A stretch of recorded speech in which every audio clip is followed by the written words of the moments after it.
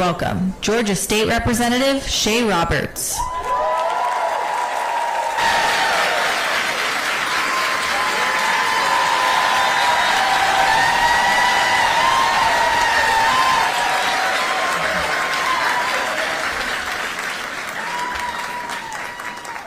Good afternoon. I'm State Representative Shay Roberts. It's such an honor to be here with you and Vice President Harris. I just wish it was under different circumstances. Reading about the entirely preventable deaths of Amber Nicole Thurman and Candy Miller broke my heart. It also made me angry. Their deaths were preventable. Because of Donald Trump's extreme abortion ban, their children are now left without mothers. These women should be here with us today.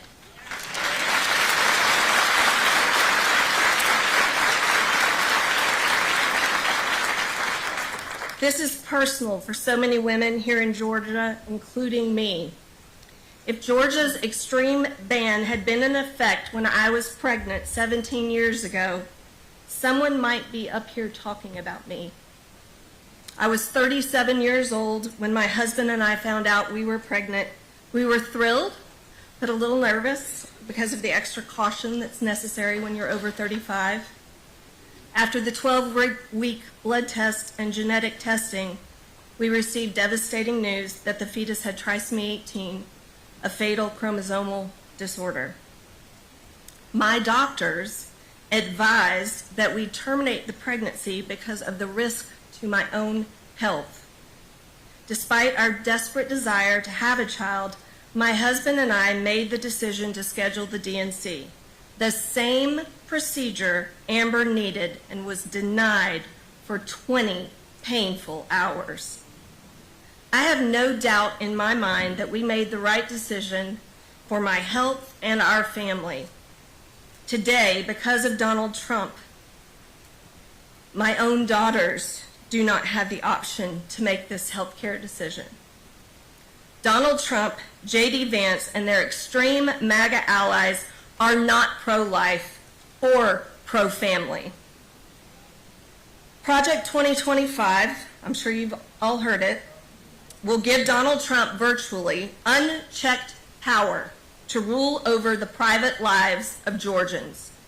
It contains plans on how a Trump-Vance administration would ban abortion in all 50 states by bypassing Congress and prosecute doctors who are just trying to do their jobs. This extreme blueprint even includes plans to restrict access to contraception. Georgia women deserve to make decisions about their reproductive health without the interference of politicians.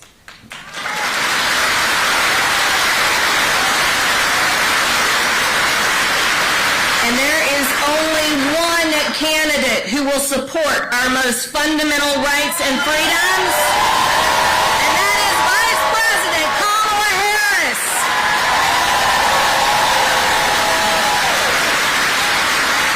Vice President Harris is fighting to pass federal legislation to restore reproductive freedom and protect health care access in all 50 states.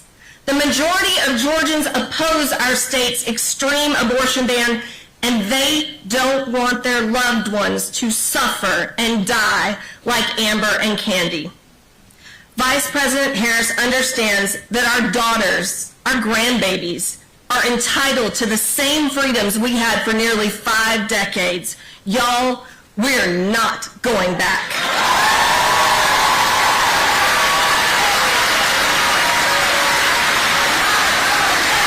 We're not going back. We're not going back.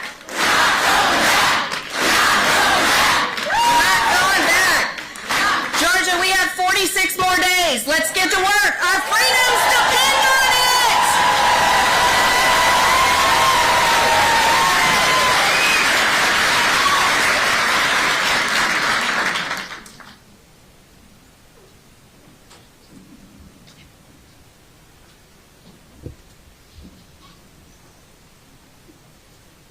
Please welcome Dr. Michelle Nelson.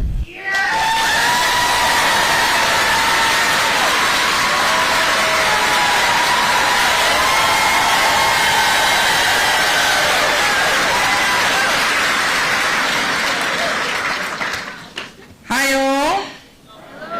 My name is Dr. Michelle Nelson, and I'm here today because reproductive freedom and the lives of women, especially Georgians, are on the line this election. As a proud nurse practitioner and a proud professor of nursing, I am a fierce advocate for women in the state of Georgia getting the care that they need. You see, access to safe, quality, cost-effective care should be a right for all, not a privilege for some. You guys believe that?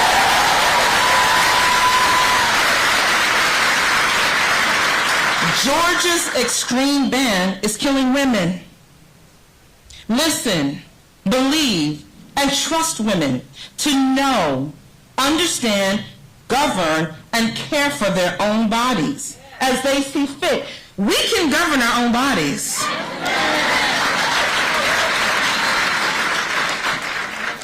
ProPublica's devastating reporting this week revealed the tragic preventable deaths of 2 women under this current abortion ban.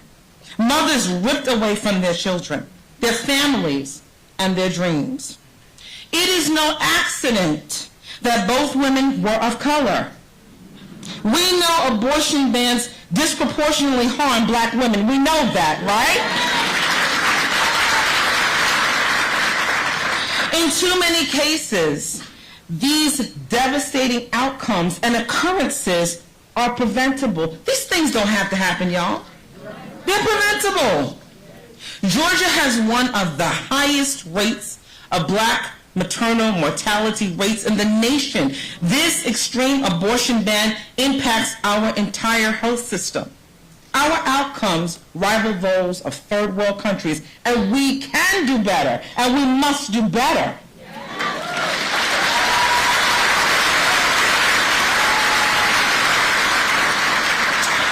82 counties in our state do not have an OBGYN. That's 82 counties where women do not have access to basic care. I'm not talking fancy care. I'm talking basic care, an issue that is exacerbated in our rural areas. And we know that a lot of Georgia is rural. This abortion ban has created confusion and fear for providers like me in this state.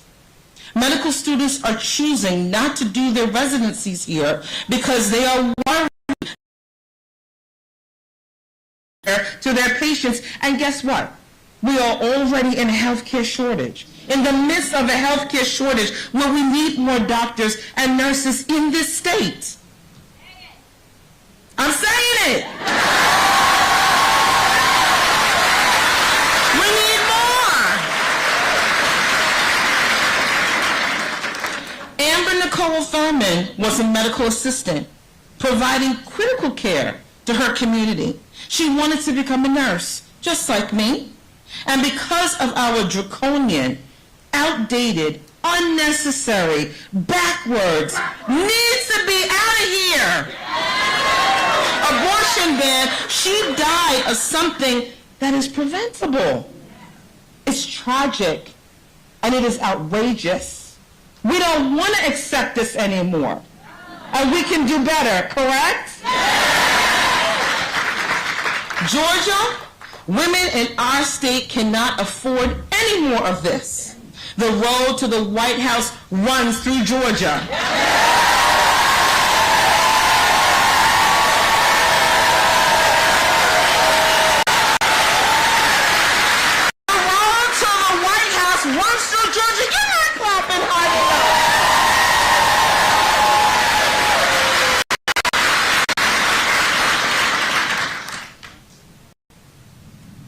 Vice President Harris is fighting to restore our basic freedoms and expand health care access for all Georgians. Here is your call to action. You ready? Yeah. vote.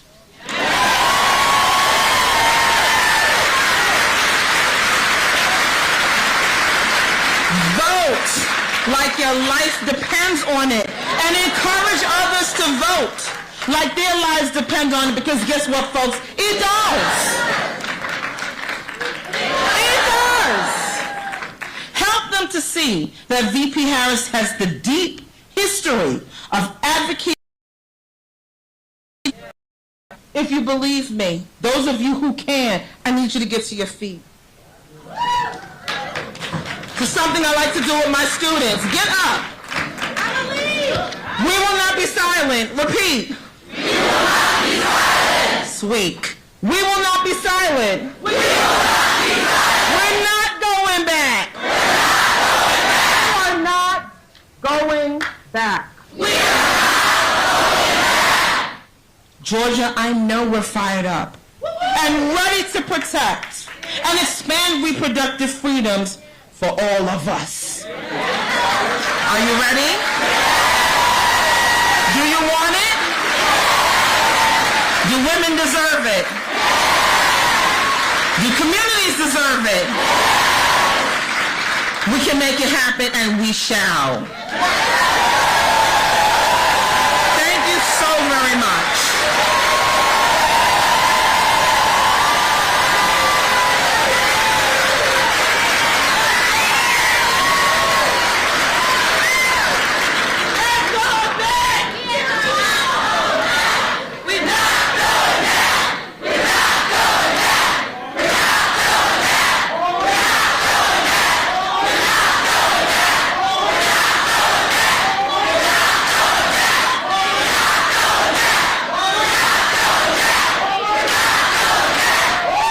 Welcome, Georgia State Representative Park Cannon.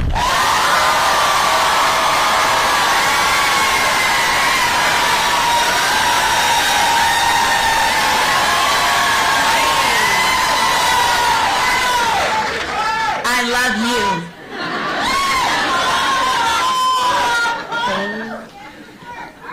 you. My name is Park Cannon, and I am a state representative, but I'm also a doula.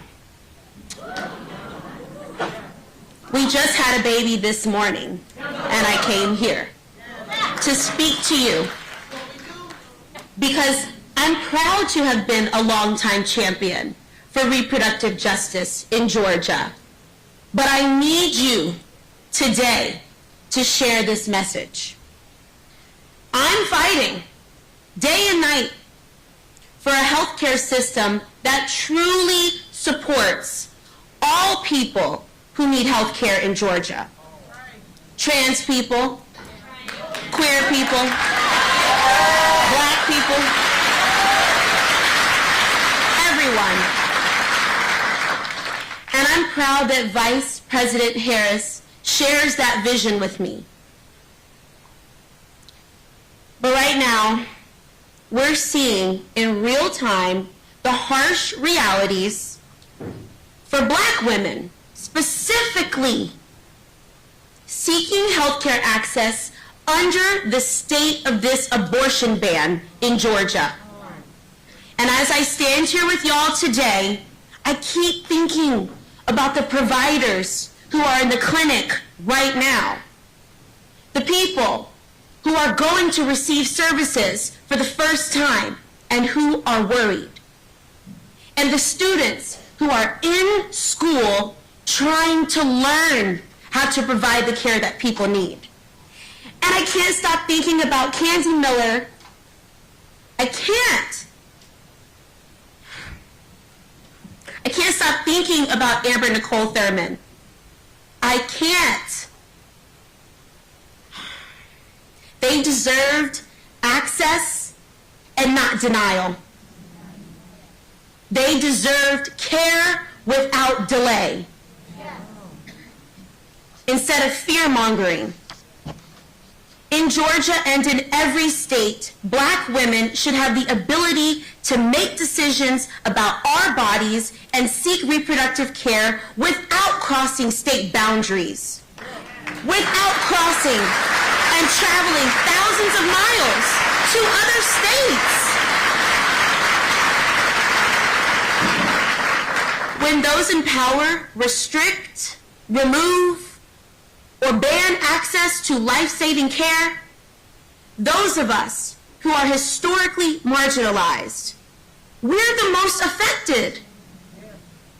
As seen here in Georgia, with the 2 heartbreaking losses that were entirely preventable, we have to send more than hearts and prayers.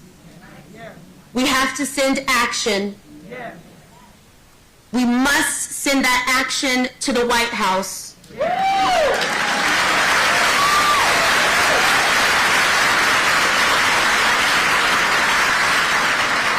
You know, the families of Amber and Candy, they're forced to mourn someone who should be here today. And this reality is for so many other families who have run out of options and can't access basic reproductive health care in Georgia. Did you know over half of the counties in our state do not have an OBGYN?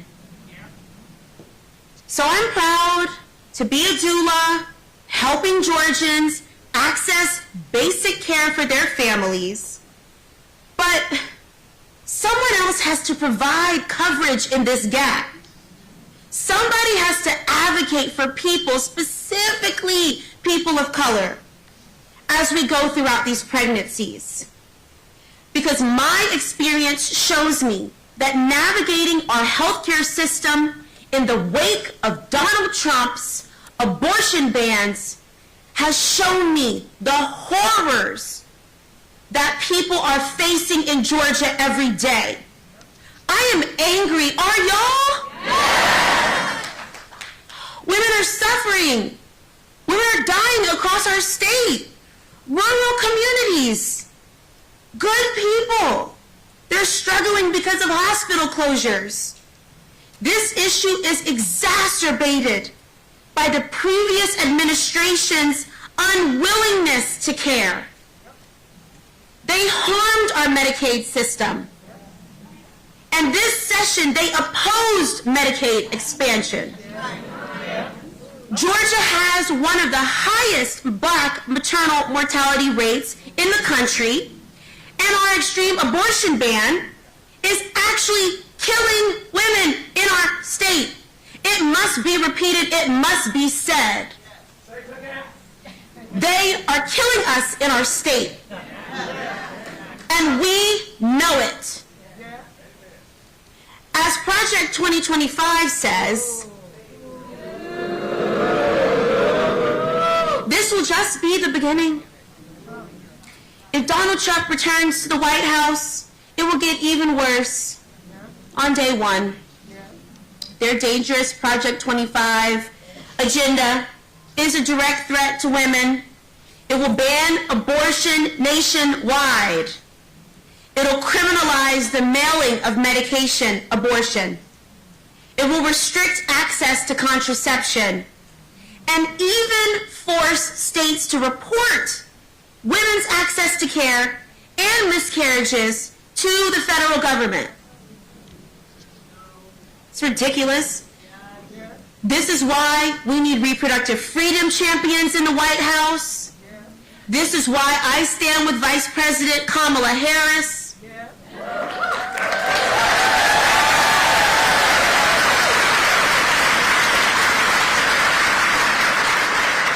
This is looking why I know we can talk to Governor Tim Walz and tell him what's going on, and he'll actually listen, because they trust us with our bodies. They trust us to make our own decisions. They'll continue fighting to codify the right to reproductive freedom across our nation. And when elected, they will make sure that the health care that we need comes from the voices in this room.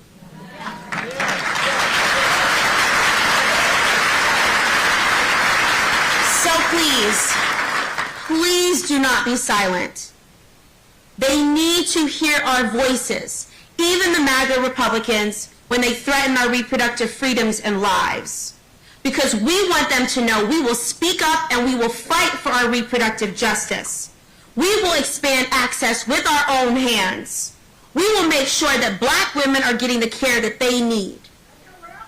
Let's be clear. Republicans need to keep their hands off of our bodies.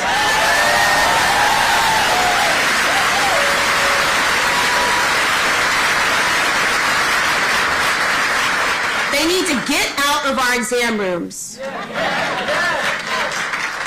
So I'm ready. I've said enough. Are y'all ready? Let's elect Kamala Harris. Let's elect Tim Walz. Let's especially elect Democrats who are down ballot this election.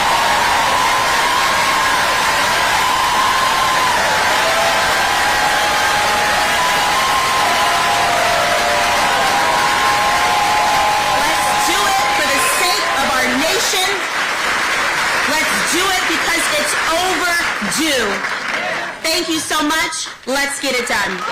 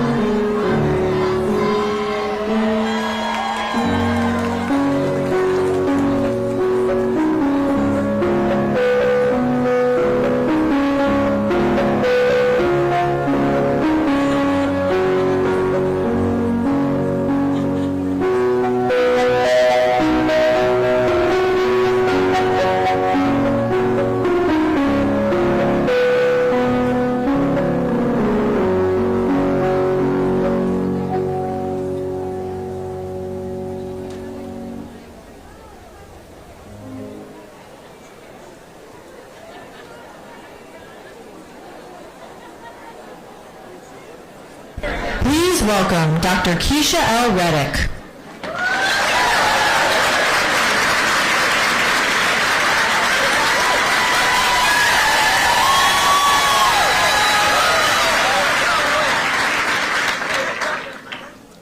Good afternoon, everyone. My name is Dr. Keisha Reddick. I'm an OBGYN here in Georgia, and I specialize in high-risk obstetrics. I speak to you today with a heavy heart. As you know, earlier this week, we received news reports about 2 preventable deaths in Georgia women under this state's cruel abortion ban. These reports confirm what we already knew, that abortion bans unleashed by Donald Trump are putting women's health and lives in peril. Take it from me. Every day I care for patients in Georgia under this extreme ban. I see fear in my patients' eyes. I see women who are left the state to get the care that they need, and those who are unable to do so. I watch medical students and other physicians avoid coming to our state or packing up their lives to move across the country in pursuit of building a life where they won't face jail time for upholding their oath. But back here in Georgia, we are left with fewer healthcare providers in a state facing the worst maternal mortality rates in the country. One of my patients, who's given me permission to discuss her, Callie, was forced to leave our state to get the health care that she needed. She recently shared her story as a part of the Harris Waltz Fighting for Reproductive Freedom bus in Georgia 2 weeks ago. She introduces herself as an artist, a follower of Christ, and a dedicated mother. Last year, she was thrilled to find out that she was pregnant with twins, but testing revealed that one of her twins would not survive. She received counseling from multiple physicians and was ultimately left with the decision to terminate one of her twins, so that the other viable one could survive. She actually had to go to New York. And because of the delay in treatment, she eventually had complications in her pregnancy. Complications that included a high white blood cell count and other labs that trended towards sepsis.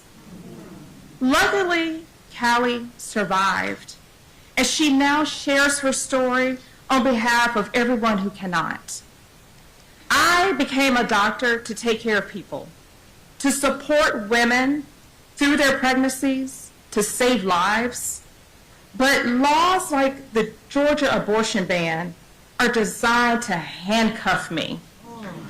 Because of Donald Trump and his allies, I am forced to weigh the risk of going to prison against my own oath to take care of patients. I have 2 daughters. My oldest daughter is here today. Neither one of them are going to have the same rights that I did growing up. But she has hope. Why? Because she has Vice President Kamala Harris.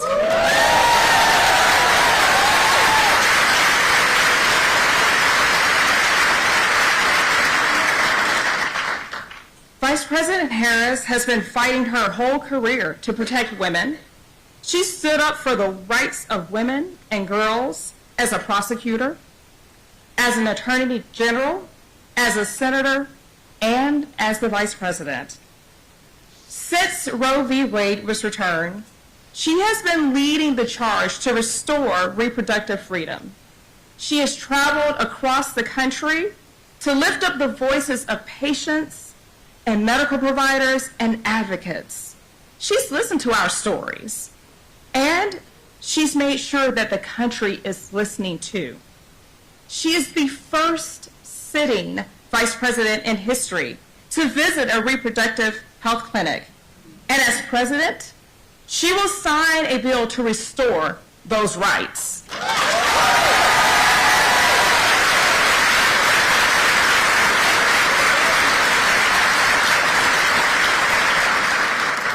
No one is more committed to reproductive freedom than Vice President Harris. I wish I could say the same for Donald Trump. He thinks that he knows better than medical professionals like me. And if given a second term, he will go even further to attack our reproductive freedoms. That is why we must do everything to elect Vice President Harris and Tim Walz.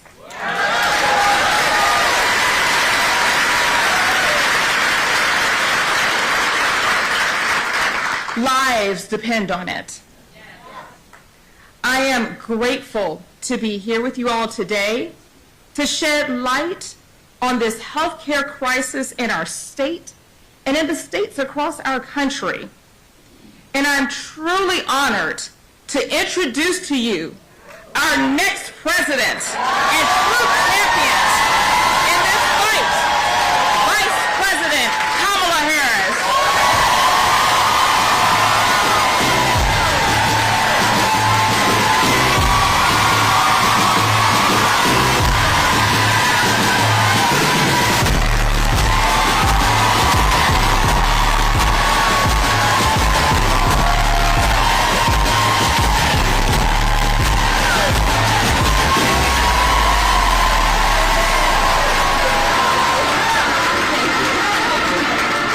Please hear it for Dr. Reddick. Please.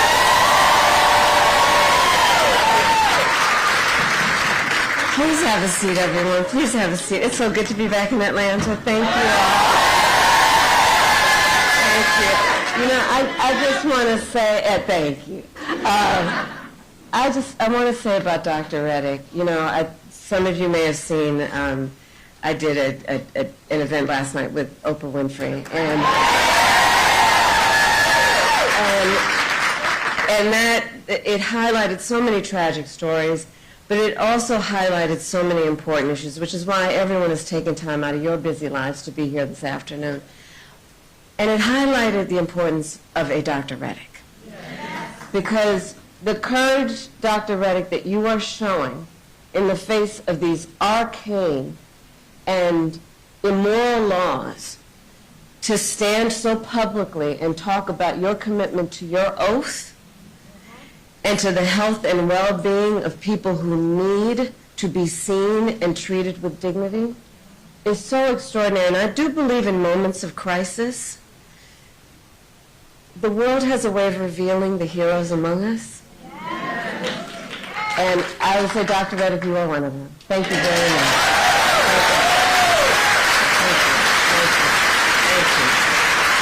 And thank you to all of the elected and community leaders who have joined us today. Thank you, everybody who is here. So, Georgia, this election right here is a fight for the future. It is a fight for the future, and it is a fight for freedom, for freedom. And we know in America, freedom is not to be given. It is not to be bestowed. It is ours by right. It is ours by right. And that includes the fundamental freedom of a woman to be able to make decisions about her own body and not have her government telling her what to do. Yes, we must trust women. And we all know how we got here. When Donald Trump was president, he hand-selected 3 members of the United States Supreme Court, the Court of Thurgood and RBG, with the intention that they would overturn the protections of Roe v. Wade, and as he intended, they did. And now more than 20 states have Trump abortion bans. Extremists that have passed laws that criminalize healthcare providers, doctors and nurses, and punish women. In 2 states of those states, they provide for prison for life. Prison for life for healthcare providers for simply providing reproductive care, the care they so earnestly and rightly believe must be delivered. all Trump abortion bans. And think about this. Many of these bans make no exception even for rape and incest. Now, many of you know I started my career as a prosecutor, specializing in crimes of violence against women and children. What many of you may not know is why. So when I was in high school, my best friend, I learned, was being molested by her stepfather. And I said to her, look, you got to come and stay with us. I called my mother. She said, of course she does. And she came and she stayed with us. And so I made the decision early in my life that I wanted to do the work that was about protecting the most vulnerable among us and doing the work that was about giving them dignity in the process. And so, thank everybody here for being here, standing in solidarity around the importance of that. And so I say to you then, from that experience and from the work that I've done, the idea that someone who survives a crime of violence to their body, a violation of their body, would not have the right to make a decision about what happens to their body next, that's immoral. That's immoral. And let us agree, and I know we do, one does not have to abandon their faith or deeply held beliefs to agree. The government should not be telling her what to do. If she chooses, she will talk with her pastor, her priest, her rabbi, her imam. But it should not be the government or Donald Trump telling her what to do with her body. And think about it. The stories that Dr. Reddick shares with us, the stories we heard last night, the stories we've been hearing for 2 years. 1 in 3 women in America lives in a state with a Trump abortion ban. This includes Georgia and every state in the South except Virginia. Think about that when you also combine that with what we know has been long-standing neglect around an issue like maternal mortality. Think about that when you compound that with what has been long-standing neglect of women in communities with a lack of the adequate resources they need for health care, prenatal, during their pregnancy, postpartum. Think about that. And these hypocrites want to start talking about this is in the best interest of women and children? Well, where you been? Where you been when it comes to taking care of the women and children of America?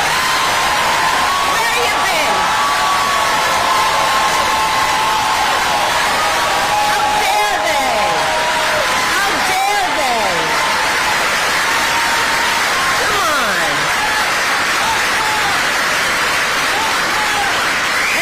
And we understand the impact of these bans and the horrific reality that women and families, their husbands, their partners, their parents, their children are facing as a consequence every single day.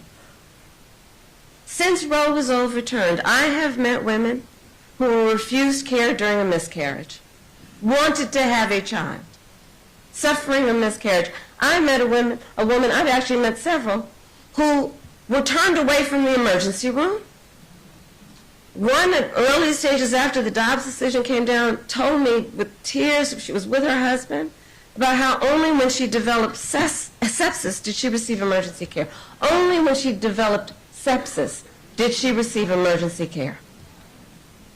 And now we know that at least 2 women, and those are only the stories we know, here in the state of Georgia, died because of a Trump abortion ban.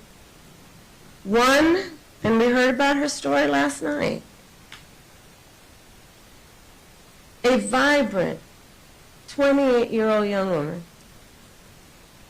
She was ambitious. You know, I talked with her mother and her sisters about her, and they described such an extraordinary life of a person. She was excited. She was working hard. She was a medical assistant. She was going to nursing school, raising her 6-year-old son.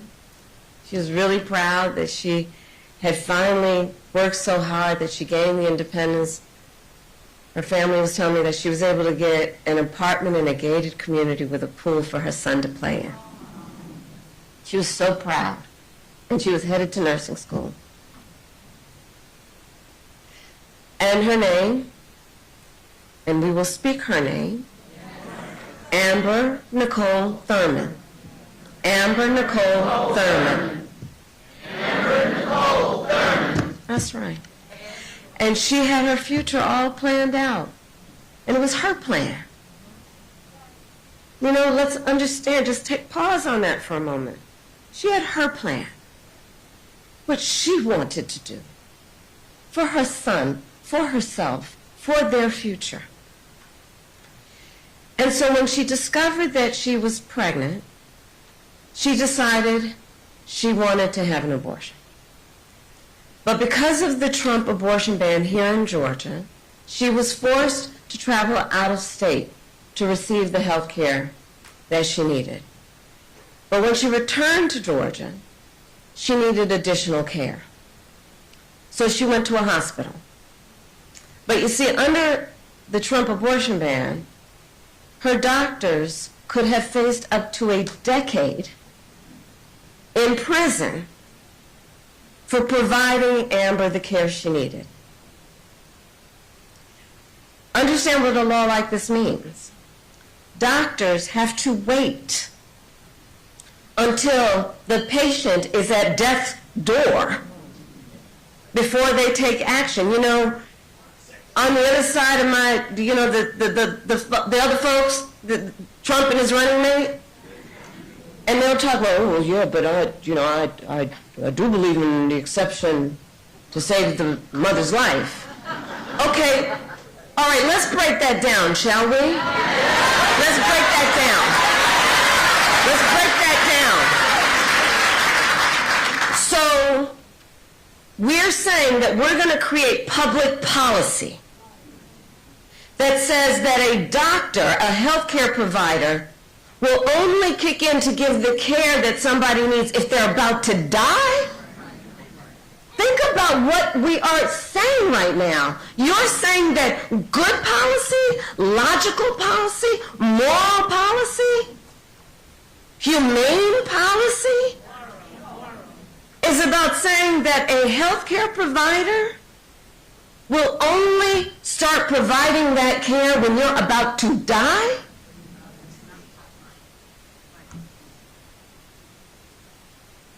And so Amber waited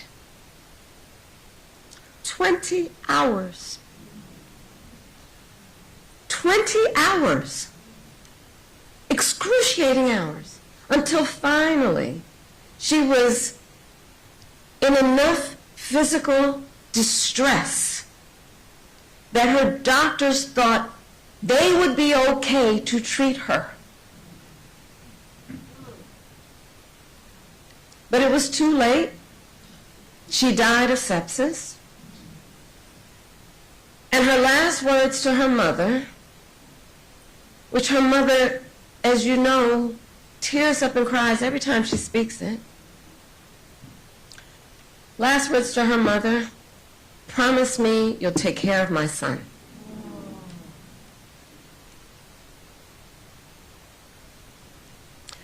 So I met last night and I spent time with Amber's mother and her sisters, and they spoke about Amber, a daughter, a sister, a mother, with the deep love that you can imagine, and how terribly they miss her. And their pain is heartbreaking. It's heartbreaking. Amber's mother, Shanette, told me that the word preventable is over and over again in her head when she learned about how her child died. The word preventable. She can't stop thinking about the word that they spoke to her. It was preventable.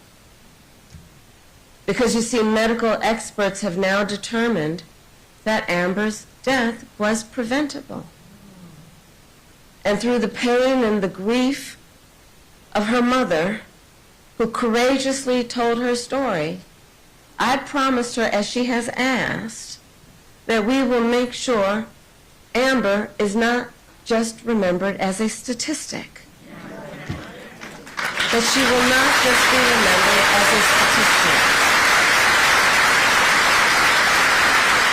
So that people will know she was a mother and a daughter and a sister, and that she was loved, and that she should be alive today. And that she should be alive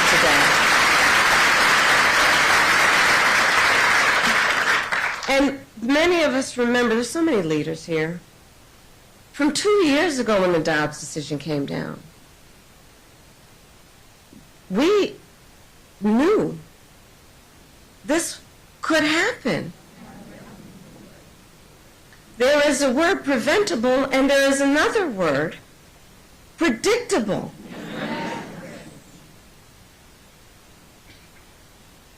And the reality is, for every story we hear of the suffering under Trump abortion bans, there are so many other stories we're not hearing, but where suffering is happening every day in our country. An untold number of people suffering. Women who are also being made to feel as though they did something wrong. The judgment factor here is outrageous. Being made as though to feel as though they are criminals, as though they are alone. So to those women, to those families, I say on behalf of what I believe we all say, we see you and you are not alone, and we are all here standing with you. Standing with you. You are not alone. You are not alone.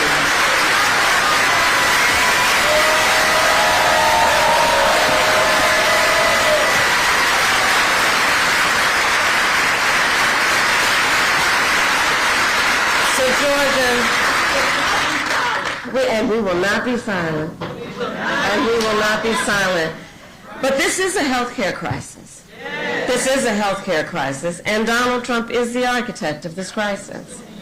He brags about overturning Roe v. Wade.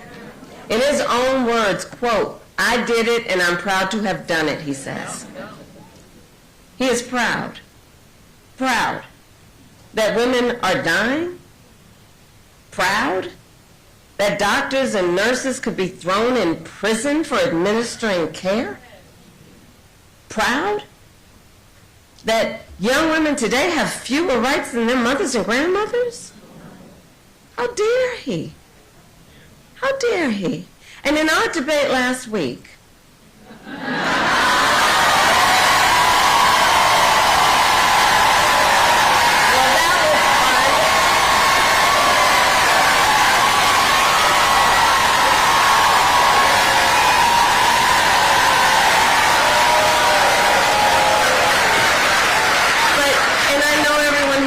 attention to the words, though, the words, right?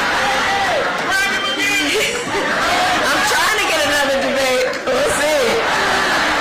But in our debate last week, remember when he said everyone wanted Roe v. Wade to be overturned? Well, exactly. I don't know where everyone is either. Because women have been arrested and charged for miscarriages. They didn't want that. No.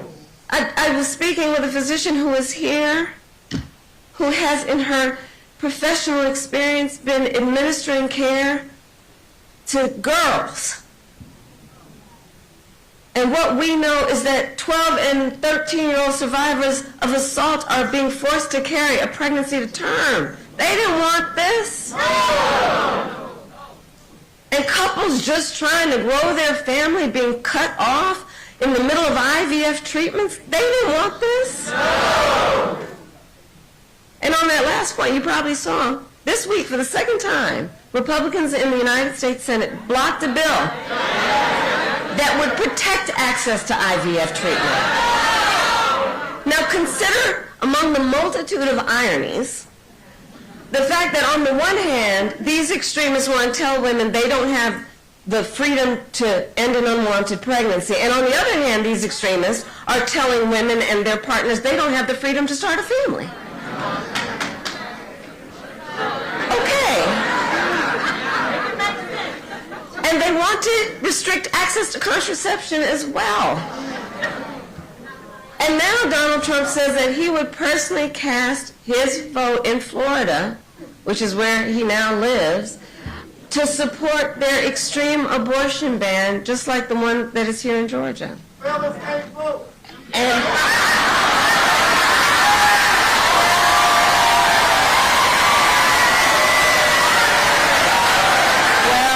a whole different policy discussion that we'll have for another day. But let's understand, if he is elected again as president, Donald Trump will go further. We know what we're up against, and we must speak of the stakes. We must remind, everybody here knows, but we got to remind our friends, our neighbors, our co-workers, the stakes are so high. Because if he is elected again, I am certain he will sign a national abortion ban, which would outlaw abortion in every single state. And he would create a national anti-abortion coordinator. Look at Project 2025. And force states to report on women's miscarriages and abortions. It's right there. I can't believe they put that Project 2025 in writing. They literally put it in writing. They bound it. They handed it out. They are simply out of their minds.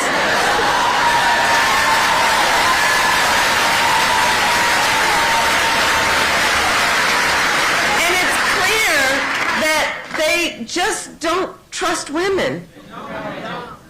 Well, we trust women. We trust women.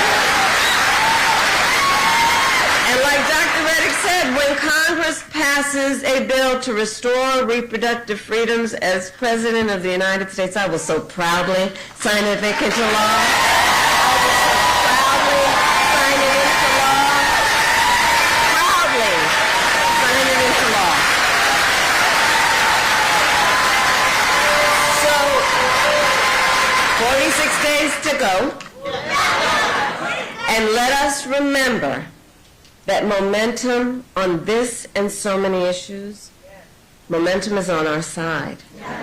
Let's remember, since Roe was overturned, every time reproductive freedom has been on the ballot, from Kansas to California to Kentucky, in Michigan, Montana, Vermont, and Ohio, the people of America have voted for freedom. Freedom. And not just by a little, but by overwhelming margins, from so-called red states to so-called blue states, providing and making clear also, this is not a partisan issue. This is not a partisan issue. And it is proving that the voice of the people has been heard and will be heard again. And will be heard again. So, 46 days to go in probably the most consequential election of our lifetimes. And with that then, today I ask Georgia